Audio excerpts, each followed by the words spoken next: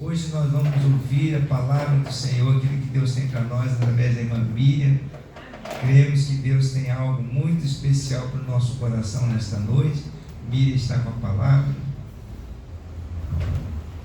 Amém. A paz do Senhor, irmãos. Amém? Amém. Glória a Deus.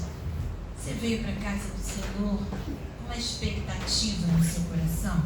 Amém. É importante isso. Parece uma pergunta óbvia, né? Mas é algo que a gente tem que parar às vezes para pensar. Será que eu vim para a casa do Senhor hoje com uma expectativa no meu coração de receber algo da parte de Deus? Ou eu vim, né? Vim porque tinha que vir, né? Faz aí uma reflexão sobre isso, né? O que motivou você a vir na casa do Senhor hoje? Eu estava pedindo a Deus uma palavra e Deus colocou um texto no meu coração e eu estava pedindo a Deus: Senhor, confirma a palavra, né? Confirma a palavra. Algo já vem queimando no meu coração há alguns dias. E a Mara, no domingo passado, ela estava aqui, ela trouxe a palavra e eu vi que era o mesmo Espírito, né? E aí, quando eu cheguei hoje aqui, ou melhor, quando eu vi a lista dos louvores, né, que a Rose sempre coloca lá no nosso grupo do Ministério de Louvor, eu vi todas as letras dos louvores batiam com a mensagem. Falei, mas eu não falei nada com ela, né? Não conversamos sobre o que ia ser pregado. Mas o Espírito Santo que está em mim, está em você, está na irmã, então ele opera, né? E aí quando eu cheguei aqui, aí o Pablo veio falar comigo. A gente bem que podia ter um culto daquele do renovo, né? E eu falei assim, nós vamos ter. Nós vamos ter um culto do renovo, sim, com mais frequência, né? E aí eu olhei para a blusa dele, estava lá a blusa do renovo e a Rose com a blusa do renovo. Eu falei assim, Deus está confirmando algo aqui, né? Glória a Deus. E eu quero que você abra a palavra de Deus lá no livro de Isaías, capítulo 44. É muito importante a gente buscar, né, quando a gente vai trazer uma palavra em algum lugar, todas as vezes que você tiver oportunidade para levar uma palavra, para você pregar, para você ensinar alguma coisa, você vai ter que busque a direção de Deus, né? Busque receber algo que venha não do seu conhecimento, ou daquilo que você, né, acha que é bom, mas busque vir realmente alguma coisa do coração de Deus, porque quando vem do coração de Deus, vai trazer alguma coisa boa ao coração das pessoas, né? Quando a gente está no centro da vontade de Deus, isso é muito importante. Então, Isaías 44, eu vou ler a partir do verso 1 até o verso 5. Agora, pois, ouve, ó Jacó, servo meu, ó Israel, a quem escolhi. Assim diz o Senhor que te criou e te formou desde o ventre e que te ajuda. Não temas, ó Jacó, servo meu, ó amado, a quem escolhi. Porque derramarei água sobre o sedento e torrentes sobre a terra seca. Derramarei o meu espírito sobre a tua posteridade e a minha bênção sobre os teus descendentes. E brotarão como a erva, como salgueiros, junto às correntes das águas. Um dirá, eu sou do Senhor. Outro se chamará do nome de Jacó. O outro ainda escreverá na própria mão, eu sou do Senhor. E por sobrenome tomará o nome de Israel. Até aqui. Senhor, abençoa a tua palavra, Senhor. Toma a minha vida nas tuas mãos, Senhor. Que eu seja apenas um vaso, um instrumento nas tuas mãos. Usa os meus lábios, Senhor, para que eu possa trazer a palavra que vem do teu coração ao coração dos teus filhos. Espírito Santo, me ajuda. Espírito Santo, me capacita. Espírito Santo, derrama sobre cada um de nós a unção, Senhor. O poder do teu Espírito venha sobre nós, Senhor, de uma maneira diferente, Senhor, nesta noite, Pai. Quebrando todo jugo, quebrando todo impedimento, Senhor, toda barreira, Senhor, no nome de Jesus, Pai. Nós clamamos pelo poder do nome de Jesus, que haja liberdade, Senhor, neste lugar, para a ação do Teu Espírito, Pai. Nós oramos agradecidos no nome de Jesus. Amém. Amém. Glória a Deus. Eu amo esse versículo, né? Quem convive comigo, assim, de perto, vai estar sempre, de vez em quando, eu cito ele, né? De vez em quando eu vou e cito ele, né? Deus derrama água sobre o sedento. E aí eu estava com esse versículo, assim, no meu coração, e aí eu peguei, assim, ouvi uma mensagem de um pastor, que ele estava pregando exatamente sobre esse versículo, e foi assim, sabe, Deus ministrou tanto ao meu coração, e eu queria compartilhar com você algumas verdades que estão contidas aqui nesse texto que a gente leu, né? Esse texto aqui, quando ele fala de derramar água sobre o sedento, todos nós que estamos aqui, eu imagino que você entende que ele não está falando, né, da água que a gente bebe, desse copinho de água aqui. Se você está com sede, Deus vai de alguma forma providenciar a água para você beber. Não, ele não está falando isso. Ele está falando de algo, de uma verdade espiritual, né? Ele está falando de algo espiritual para a nossa vida. Então esse texto aqui, ele aponta para o derramar do Espírito Santo. O derramar do Espírito Santo sobre a vida da igreja. A primeira verdade que eu quero aqui destacar é que esse derramar do Espírito é uma promessa de Deus.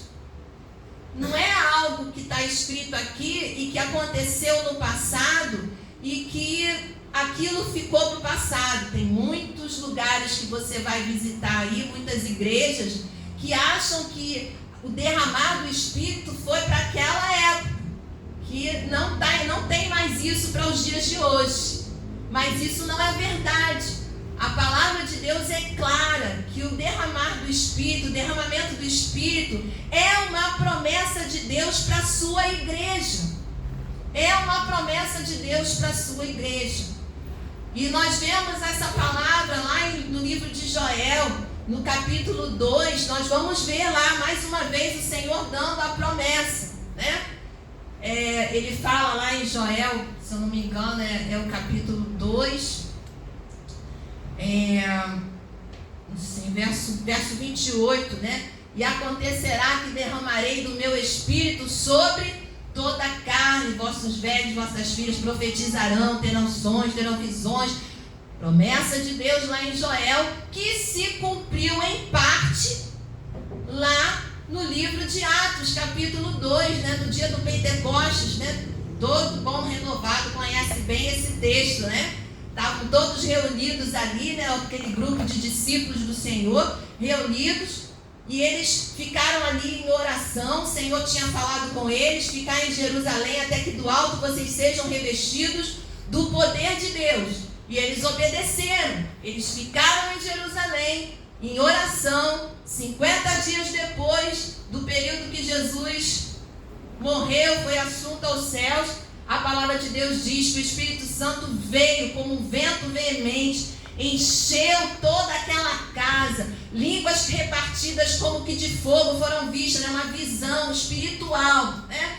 Foram vistas línguas de fogo sobre a cabeça de cada um, e eles começaram a falar em outras línguas, e a palavra de Deus diz que eles foram cheios do Espírito, e a partir dali eles começaram a anunciar com ousadia a palavra de Deus, e naquele mesmo dia mais de 3.000 almas se converteram ao Senhor e foram batizadas. E a partir dali a gente vê os discípulos sendo usados com poder, com autoridade. A promessa de Deus se cumpriu. Mas essa promessa se cumpriu em parte. Deus continua, né? Se você lê o livro de Atos, ele não tem um desfecho, né? Um fechamento. Ele dá a entender, quando você termina o livro, dá a entender assim, de continuidade, de que aquela história da igreja, ela continuou. Ela continuaria. E nós somos a igreja do Senhor. Nós somos a igreja do Senhor. E a promessa que está aqui na palavra, ela é para nós também. Ela é para nós. Então a primeira verdade que nós vemos aqui na palavra é que o derramar do Espírito é uma promessa de Deus. E aqui ele fala, né? O Senhor está falando: derramarei água sobre o sedento. Ele fala que quem é que vai derramar essa água? É o próprio Senhor. Ele não vai usar não é através de um vaso, uma coisa. Ele está falando aqui: eu derramarei do meu espírito. Eu derramarei do meu espírito. O próprio Senhor falando aqui: eu vou derramar. É um derramar que vem de Deus. E engraçado que ele coloca aqui água, né? Por que a água? A água aqui é símbolo do Espírito Santo. Mas por que água? Pessoal aí experiente na área do campo, quem é que já morou no campo ou trabalhou na roça? Aqui tem gente, né? Tem quem é? Fabiano. Vou apontar, ninguém levanta a mão. Euclides também tem cara que já trabalhou no campo, né? Quem é o irmão Luiz? Então me conta aqui, né? No campo, a gente, para ter uma boa colheita, para as plantas lá, a plantação crescer bem, você pode ter um solo fértil, né? Eu me lembro que quando eu viajava para a cachoeira, eu não entendo tanto, não entendo muito, assim, porque eu não morei no campo. Mas eu morei numa cidade pequena, meu pai tinha um sítio, e todo fim de semana, toda semana eu estava lá naquele sítio. Então, assim, um pouquinho eu entendo, né?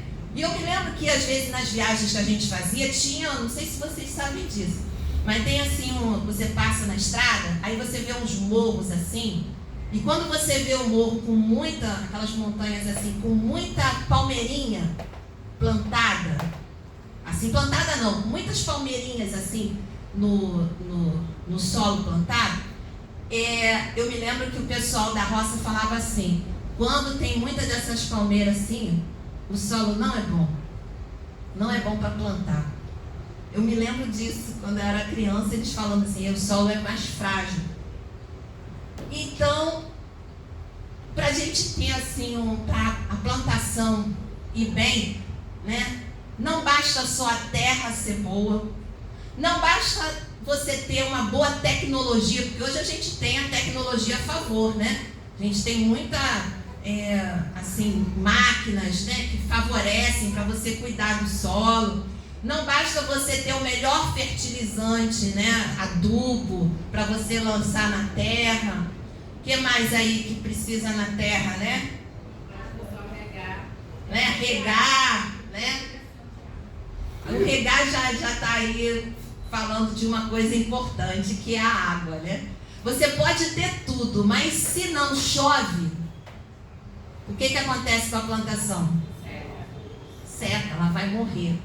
Então a água, ela é imprescindível. Ela é imprescindível numa plantação. Sem água, não tem plantação, né? Não tem.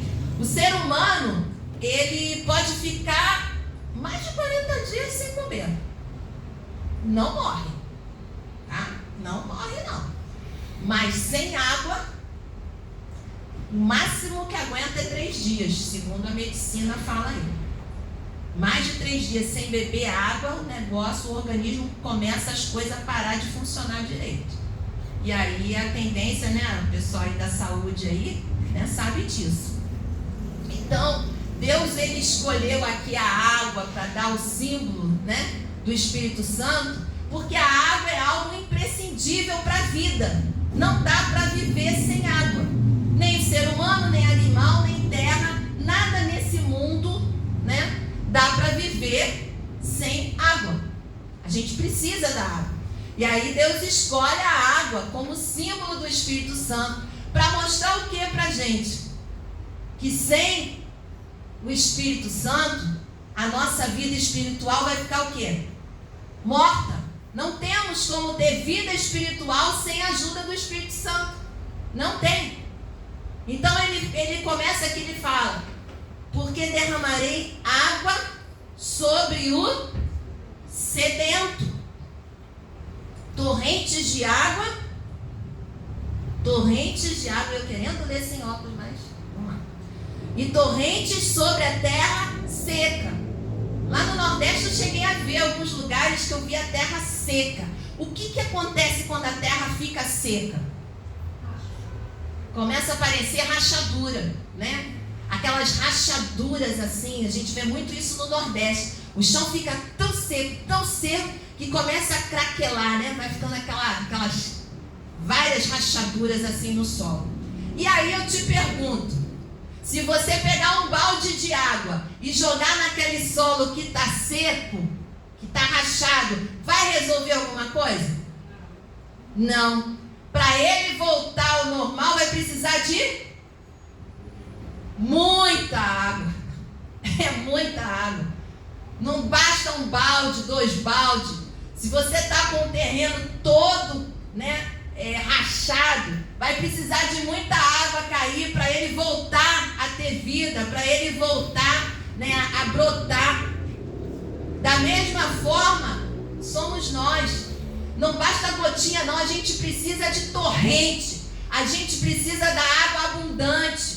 Por isso que Jesus ele falou lá no livro de João, se alguém tem sede, João 7, 37 a 38, se alguém tem sede, venha a mim e beba.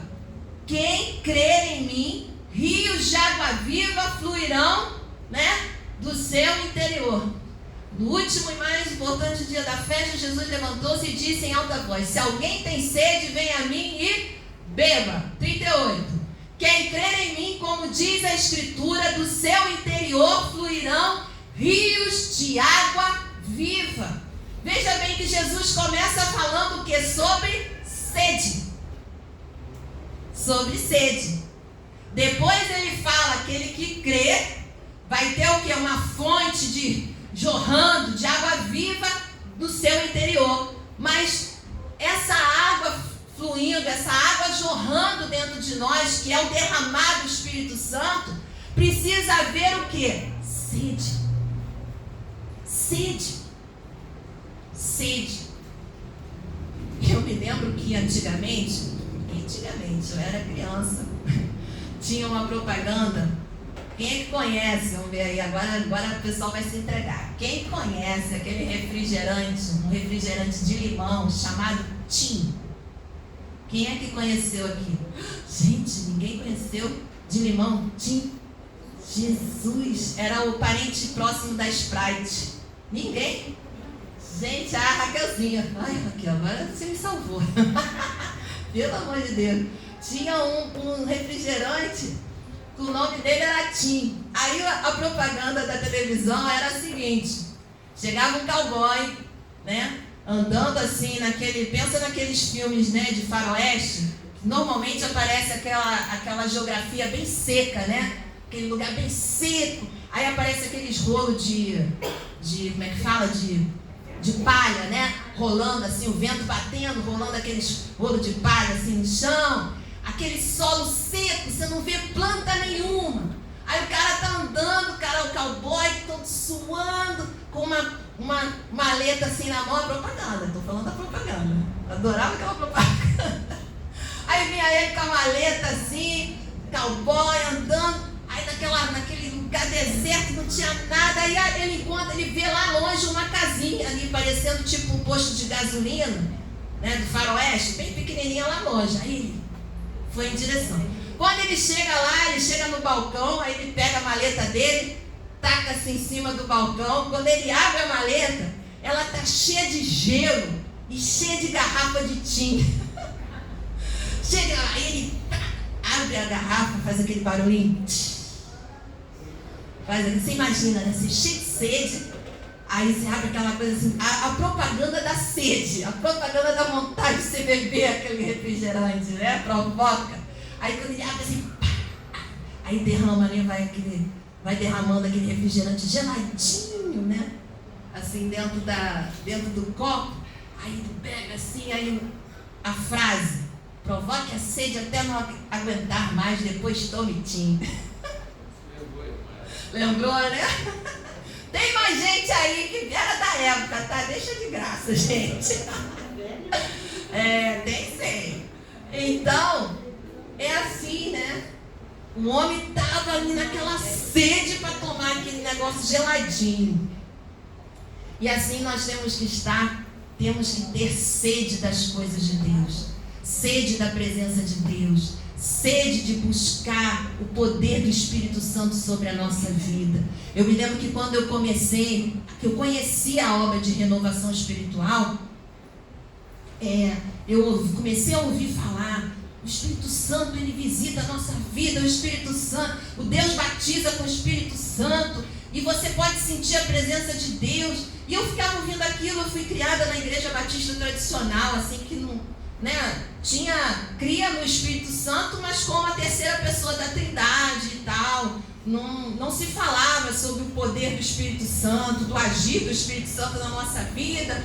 Então, quando eu comecei a ouvir sobre tudo aquilo que o Espírito Santo agia nos dias de hoje, eu comecei a falar com Deus. Eu tinha meus 17 anos, 16 para 17 anos, e eu falei assim, meu Deus, se isso é verdade, eu quero isso, eu quero experimentar esse mover do Espírito, esse batismo, eu quero isso, eu quero. E foi brotando no meu coração uma sede, um desejo de, como diz aquele canto, né, algo novo, né? Eu quero viver algo novo, né? E eu comecei a buscar a Deus. Eu ia para tudo quanto era reunião. Eu acabei mudando daqui do Rio, fui morar em Cachoeiro de Itapemirim, uma cidade pequena, não tinha muita coisa. Deus teve que me tirar de um lugar onde eu tinha tudo, para ir para um lugar onde não tinha nada. Tipo assim, não tem aqui em Cachoeiro de Itapemirim, não tem nenhuma distração para você. Porque aqui no Rio a gente tem praia, a gente tem shopping, o Rio de Janeiro é tipo aquela cidade que você tem tudo, né, para você se divertir, para você sair. Aqui no Rio de Janeiro a gente é um povo privilegiado, né? Nossa cidade realmente é maravilhosa, né? E aí eu fui para Cachoeiro. Gente, Cachoeiro, quando eu fui, não tinha nada. Eles chamavam de shopping uma galeria que tinha umas 4, 5 lojinhas. Não tinha nada. Eu penso numa cidade que não tem nada. Cachoeiro de Itapemirim. Nada. Quando eu cheguei na cidade, só tinha um chafariz no centro da cidade. Era um chafariz com a foto pintada do Roberto Carlos, porque é a cidade do Roberto Carlos, você sabe, né? Cachoeiro de Itapemirim é a cidade do Roberto Carlos. Então tinha lá um chafariz próximo do lugar onde o trem passava no meio da cidade ainda, naquela época que eu mudei para lá. O trem passava no meio da cidade, aí todo mundo falava, foi aqui que Roberto Carlos perdeu a perna. Vocês não sabem, mas Roberto Carlos tinha perna mecânica, tá? Tem. Uma perna que o trem passou por cima da perna dele. Muita gente não sabe disso. E foi lá. Então, Cachoeiro não tinha nada. Aí o que acontece? Deus me tirou de um lugar onde eu tinha muitas distrações e me levou num lugar onde eu não tinha nada. Então, a sede por Deus, a sede de buscar a presença de Deus foi aumentando, porque não tinha nada. Eu estava num lugar onde não tinha nada, era o que chamamos de deserto, né? É o deserto. Então eu cheguei lá com muita sede de Deus e fui buscando. E eu experimentei exatamente o que está aqui nesse texto. Deus derrama água sobre o sedento, torrentes sobre a terra seca, porque não basta para a terra seca um balde de água, tem que vir torrente para poder a terra amolecer novamente e ela brotar. Então nós falamos aqui, a primeira verdade que nós vimos nesse texto, derramar do Espírito é uma promessa de Deus. Ele diz aqui, porque derramarei, é futuro, está no futuro. O pessoal do português aí que estudou, né? Sabe que o tempo aqui desse verbo está no futuro. Derramarei água sobre o sedento. Outra verdade que a gente vê aqui é que é uma necessidade. É uma necessidade da igreja, esse derramar do Espírito. Não tem como a igreja ter vida se o Espírito Santo não for derramado. Não tem como a igreja avançar se o Espírito Santo não for derramado. Não tem como a igreja viver uma vida de santidade se o Espírito Santo não for derramado. Não tem como. Não tem como ter vida, uma vida restaurada, se o Espírito Santo não for derramado. Dependemos do Espírito Santo para viver a vida espiritual, para vivermos uma vida de comunhão com Deus. A vida espiritual não é só entregar a vida para Jesus e pronto, e acabou e não tem mais nada. Não, amados, tem muito mais. A vida que Deus quer para nós é muito mais do que aquele dia que você se converteu, que você foi lá e se batizou. Tem mais, tem muito mais, tem torrentes, tem águas jorrando que o Senhor quer jorrar dentro de nós. Mas para isso é necessário ter sede.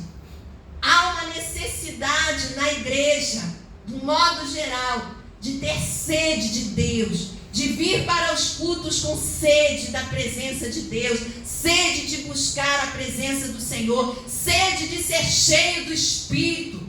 Ah, amados, vocês não têm noção, não precisa de muitos, não é número, é qualidade, é a qualidade que conta para Deus. O que Deus está procurando são corações dispostos a essa busca, corações sedentos dele, não sedentos da bênção dele, sedentos dele. Há uma diferença. Há uma diferença de você ter sede das bênçãos de Deus para ter sede da presença. A presença é mais importante que as bênçãos. A presença é melhor do que as bênçãos. A presença. A gente às vezes canta, né? Tem um canto que a gente canta aqui, né? Aquele, como é que fala? Do óleo, do azeite quente? Não, azeite quente não. É aquele da... Uma vez que você experimentou, meu Deus, fugiu aqui. Que é do azeite. Hã?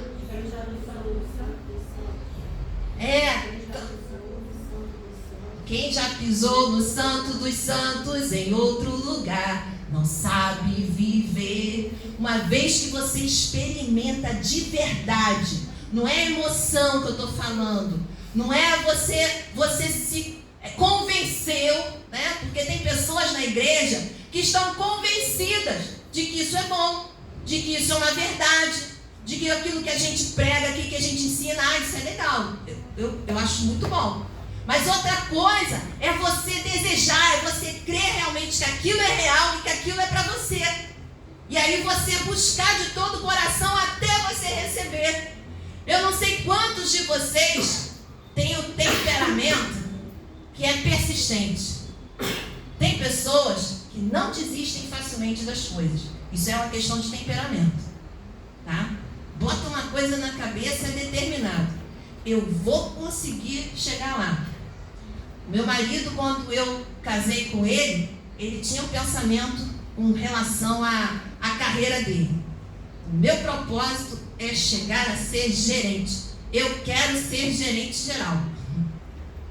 E ele fez de tudo. Ele lutou, estudou, participou de concurso e foi até que Deus foi trabalhando, foi podando, foi fazendo a obra dele até que ele se tornou realmente gerente.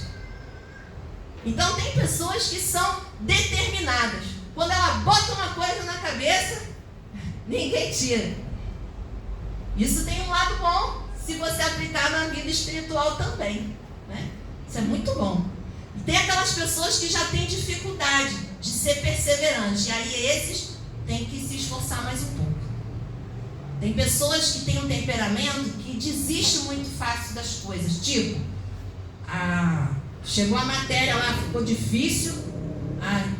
Isso não é para mim. Matemática não é para mim. Física não é para mim. Não, isso aqui é química, isso não é para mim. Muito difícil. Não dá, eu vou parar de estudar, eu vou trabalhar que é melhor. Né? Pessoas que desistem fácil diante do primeiro obstáculo, né? E às vezes aplicam isso na vida espiritual. E aí é um problema, né? O Senhor não nos chamou para a gente recuar, Ele chamou para a gente avançar. Agora eu vou dizer uma coisa: quando a gente é cheio do Espírito, acabou esse negócio de temperamento. O Espírito Santo nos ajuda nas nossas fraquezas. Aleluia! Ele ajuda nas nossas fraquezas, e até aquele que era difícil de continuar, ele começa a caminhar, ele começa a crescer, ele começa a avançar, porque é o Espírito Santo quem nos capacita. Amados, eu nunca poderia estar aqui hoje pregando se não fosse pelo Espírito Santo. Eu sempre fui fechada, sempre fui na minha, sempre fui muito insegura. Isso era característica da minha pessoa, do meu temperamento.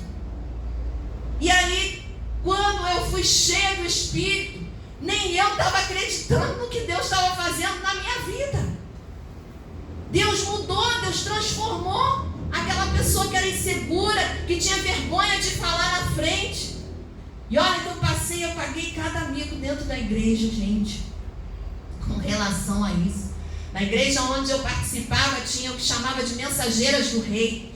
E a gente tinha esse grupo, né, de meninas, né? A gente tinha uma revista e a gente tinha que cumprir todos os tópicos lá daquela revista.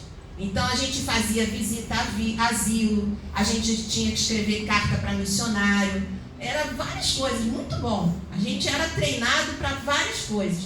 E no final do ano, a gente tinha assim, a gente ia recebendo, cada ano a gente tinha várias tarefas para cumprir. E se você conseguisse cumprir todas aquelas tarefas, aí você recebia primeiro um emblema. Era um pentágono verde. Pentágono assim. Era um pentágono. Assim, verde. Aí prendia a gente tinha formatura. No final, todas as meninas de branquinho. E aí ganhava aquele emblema. Aquele emblema, você olhava assim, tô sem graça, que negócio não é um emblema, mas aquele emblema tinha um significado. A gente fez coisa pra caramba durante um ano e conseguimos ganhar aquele emblema. Aí passava o outro ano, aí a gente recebia um dourado assim em volta do emblema. Depois passava o outro ano, aí a gente recebia uma coroa. Depois ia passando, recebia um cetro, recebia depois uma estrela no meio daquele. A gente ia recebendo várias, a gente ia passando de fases, né? E sempre no final do ano a gente tinha que apresentar alguma coisa diante da igreja. E eu me lembro que para eu passar, né, passar de posto, né, sair de menina para princesa, rainha, tinha uns negócios desses aí. A gente tinha que chegar na frente da igreja, os pastores tudo atrás, sentadinho lá. A minha igreja tinha uns 1000 membros, não era uma igreja pequena, era uma igreja muito grande. E a gente tinha que falar mulher virtuosa, de cor, diante da igreja toda, falar um monte de versículo de cabeça, assim, de cor, diante de toda a igreja. Pensa no nervoso, gente. Pensa no nervoso que me deu na hora, que no dia que chegou a época de eu fazer, eu olhei para trás, aquele monte de pastor atrás, a igreja lotada, porque quando tinha evento na igreja assim, a igreja estava lotada. Eu comecei a gaguejar, não consegui falar nada. Aí eu olhei para trás, eu falei para minha líder, eu falei, esqueci tudo, não estou lembrando nada. Eu quero sair daqui. A igreja lotada, o mico federal. E dali eu não quis mais de jeito nenhum participar daquele negócio. Eu pedi para ir para a união de adolescente, eu não queria mais saber de ser mensageira do rei, porque o vexame foi tanto que eu não tinha mais coragem de ficar na frente da igreja para nada. Né? E aí quando eu olho, e hoje eu me vejo aqui pregando a palavra, quando estava na Nova Jerusalém, quantas vezes Nova Jerusalém é uma igreja grande, dirigia louvor, pregava lá, ajudava no culto, a tocar. Eu olho assim e falo, Deus, só o Espírito Santo. Um dia ele veio sobre a minha vida e me capacitou. Eu não tinha condição, tudo que tenho, por isso que quando eu oro eu falo assim, Senhor, tudo que tenho, tudo que sou, vem do Senhor. E a glória do Senhor, eu não tenho nada de mim mesmo. Não tenho mesmo. Deus não permitiu fazer nem faculdade, para que eu não pudesse nem pensar em nenhum momento que, isso aqui sua capacidade, né? Seu intelecto. Não. Tudo vem dele mesmo. Tudo vem dele. Então, promessa de Deus. Outra coisa que nós vimos aqui é que o derramamento do Espírito é uma necessidade. É uma necessidade. Sem ele a gente não vê progresso na nossa vida espiritual. Não vê. Não tem conversão. Sem o derramamento do Espírito, sem a ação do Espírito Santo, a gente não vê conversão, não vê salvação de alma, não vê restauração, não se tem a visão de Deus. Dependemos do Espírito Santo. Outra coisa que a gente aprende aqui, uma verdade que a gente aprende, o derramamento do Espírito precisa ser buscado. Por isso que ele está falando aqui, sedento, terra seca, aponta para isso, para aqueles que têm sede, para aqueles que têm fome, quer dizer, tem que ser buscado. Foi o que a igreja primitiva fez. A igreja buscou, ela obedeceu aquilo que Jesus falou. Você está buscando? Você busca uma vida cheia do Espírito? Ou você já se conformou? Ou você está assim, né, estacionado? Você não né, você ora, pede a Deus para dizer, eu estou com saúde, eu estou com dinheiro no bolso, tá bom demais. Não foque nas bênçãos, foque no abençoador. Busque ao Senhor, busque ser cheio do Espírito Santo, busque a presença do Espírito Santo na sua vida de uma forma como você nunca sentiu. Eu não estou falando aqui, sabe, de emoção, eu estou falando de transformação, porque quando Ele vem sobre nós há uma mudança tão grande. É como que a nossa mente fosse transformada. Sabe? A mente da gente se abre para as coisas espirituais. A gente começa a ler a Bíblia e começa a entender coisas que a gente já tinha lido e nunca tinha visto, prestado atenção. O Espírito Santo abre a nossa mente para a palavra. O Espírito Santo torna a gente mais sensível à presença de Deus. Quando o Espírito Santo é derramado, corações endurecidos são quebrados, são derretidos diante da presença de Deus. Quando o Espírito Santo é derramado, né, nós vemos curas, nós vemos milagres, nós vemos vidas restauradas, vidas transformadas pelo poder de Deus. É pelo Espírito. Quando eu estava vendo essa semana, né, eu estava compartilhando aqui, eu fiquei tão feliz. A nossa amiga, né, lá, que é vizinha lá da minha irmã, nossa amiga em comum, ela estava praticamente paralisada. Problema de coluna, que não estava conseguindo mais andar direito, estava usando bengala. Ela caminhava comigo ali na pracinha e agora não estava mais conseguindo caminhar. E aí a minha irmã falou assim: Mi, eu vou levar lá no pastor Manuel, a Eliette, porque ela antes dela, ela já fez tudo quanto é tratamento, já fez, assim, ela já devia ter levado ela mais tempo, porque a primeira coisa, buscar. A gente veio de um ministério onde a gente tem visto, viver, a gente era acostumado a ver. E aí ela levou essa semana, isso foi essa semana, levou a Eliette lá no pastor, nosso pai espiritual, né, que a gente chama. E quando chegou lá, o pastor já foi, mal ela sentou e começou, minha irmã contando, né, mal ela sentou no sofá do gabinete, começou a contar, o pastor puxou a gavetinha dele assim, pegou um papel. Quando ele pega o papel, a gente já sabe. Aí vem, Deus já começou a mostrar alguma coisa para ele. E aí ele começou a falar assim: olha, o problema que você tem uma perna mais curta que a outra. Ela falou assim: pastor, minha perna é mais curta 2,5 centímetros eu tenho. Aí ele falou assim: a sua perna é mais curta por causa da escoliose. Você tem uma escoliose muito acentuada. E aí a sua perna está assim mais curta. E resumindo, né? O pastor foi orar pela Eliette e a perna dela esticou 2,5 centímetros essa semana. Saiu de lá podendo se curvar, podendo andar, ela não precisou mais daquela bengala, a perna dela esticou. E aí quando eu ouvi, sabe, o testemunho, eu fiquei tão feliz, falei com a minha irmã: glória a Deus.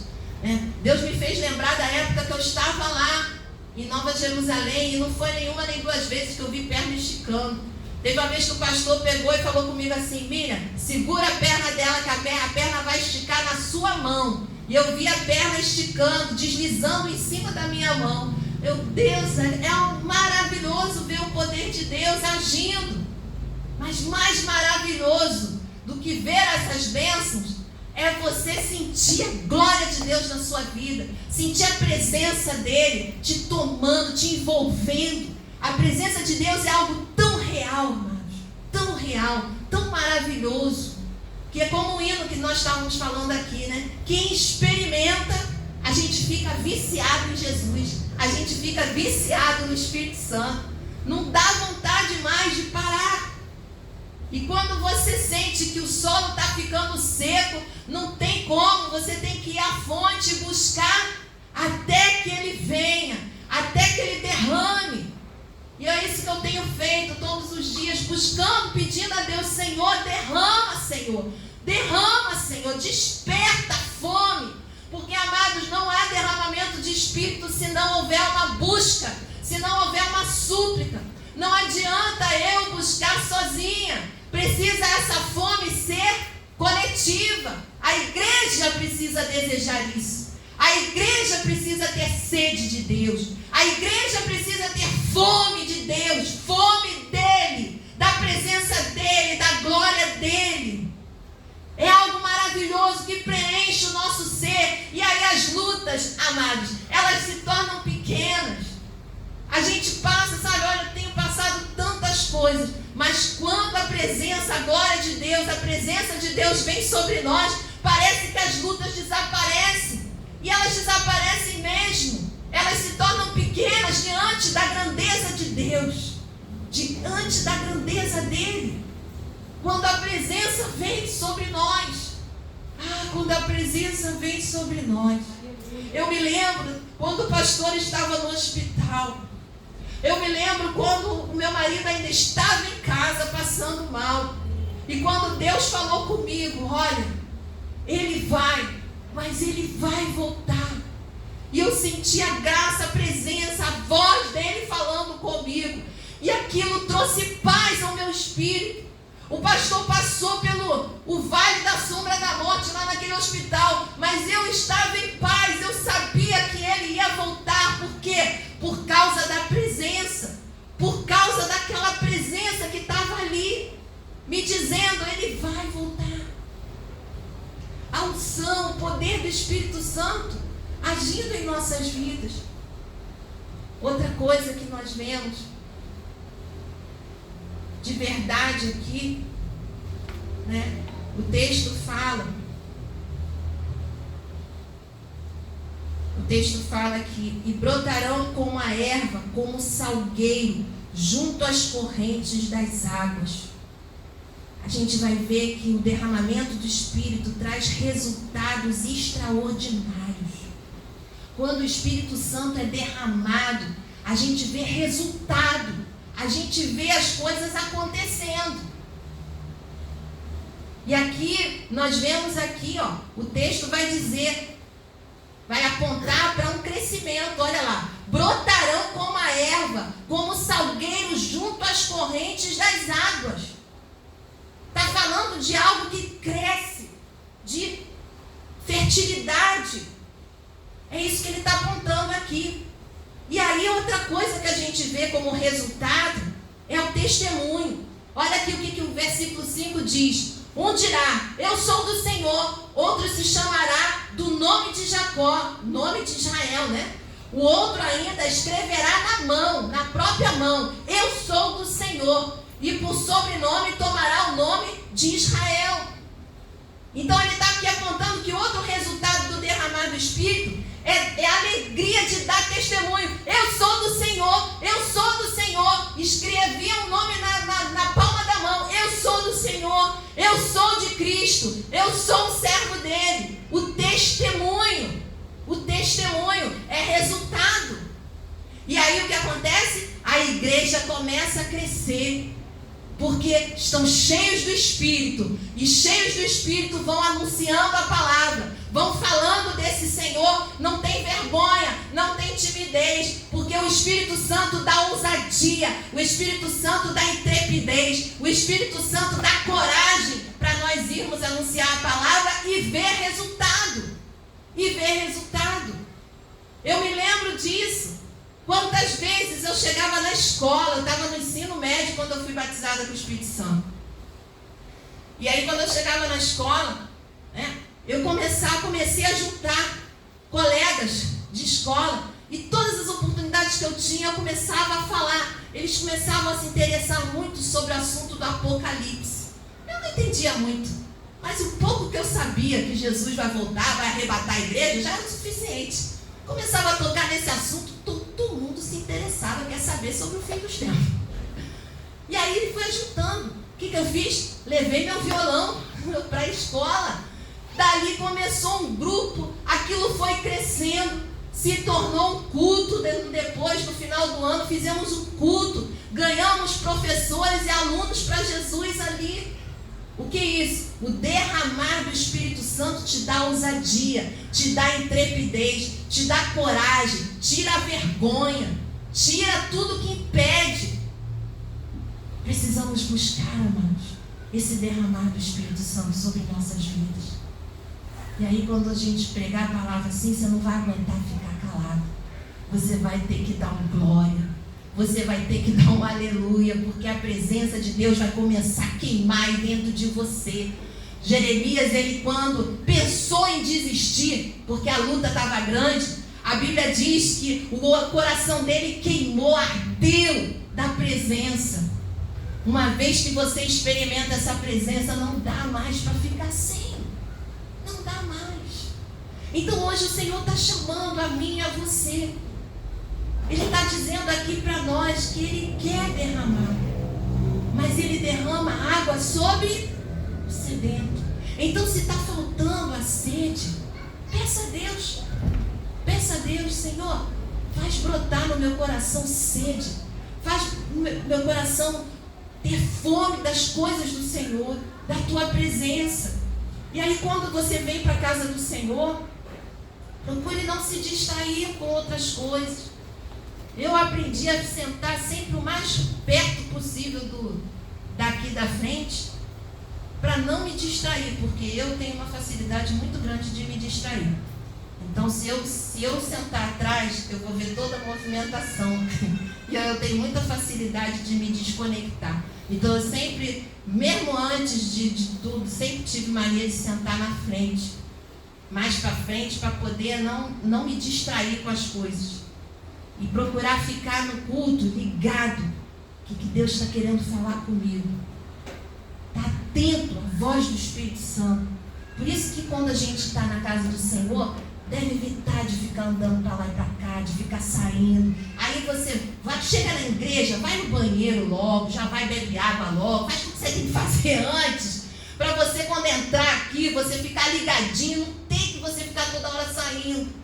Porque no que você sai, às vezes você sai ali, você desconecta, você perde uma palavra, perde uma frase, perde uma hora que Deus estava querendo falar alguma coisa específica para você e você distraiu, voou, perdeu. A gente tem que estar atento. Eu me lembro muito bem quando aquele pregador, ai meu Deus, Benny Hinn, quando ele esteve aqui no Brasil, um homem muito usado, porque escreveu aquele livro, Bom Dia Espírito Santo. Eu fui, quando ele veio a primeira vez no Brasil, eu estava lá no Rio Centro, fui assistir. Ele estava pregando sobre a pessoa do Espírito Santo, e ele fez uma ilustração maravilhosa lá, pegou um irmão lá, e falou: o Espírito Santo é assim, ele anda com a gente, ele anda assim, tal, explicando, falando. Foi uma mensagem simples, mas objetiva. Mas chega uma hora que ele estava pregando, que ele parou de pregar. E ele falou assim: não entristeçam o Espírito Santo. Não entristeçam o Espírito Santo. Aí pensa naquele silêncio. Rio Centro, quem já foi lá sabe que aquilo ali é um mundo, né?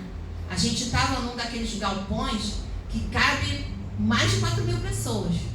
Tinha mais de 4.000 pessoas ali no mínimo, que era maior do que a Igreja da Atitude. Quem já foi lá na Igreja Batista da Atitude, lá na Barra, era maior do que a Igreja da Batista da Atitude. o galpão que a gente estava. Ele, não entristeça os filhos. Aí foi aquele silêncio. Você dava para ouvir um mosquito voando. Aquele silêncio. Não entristeça o Espírito Santo. Parem de andar. Parem de se mover. Aí, aquele silêncio. E aí o pessoal ficou parado. E aí ele começou a ministrar. Gente, pensa numa presença sobrenatural de Deus naquele lugar. Eu nunca vi tanta autoridade, tanta unção sobre uma pessoa como eu vi naquele homem, naquele dia. Eu estava grávida de 6 meses da Priscila. E ele começou a ministrar e ele falou assim: quando eu falar a palavra agora, o poder do Espírito Santo vai descer sobre vocês. E a gente ficava naquela expectativa, porque antes dele, quem pregou a palavra, porque lá quando tinha as reuniões da Adonec, eu ia de manhã, eu sempre fui muito fominha. Quando eu descobri, eu era muito fominha. Então eu chegava na reunião da Adonec, 9 horas da manhã, estava no Rio Centro. Sabe que hora que eu saía? 11 horas da noite.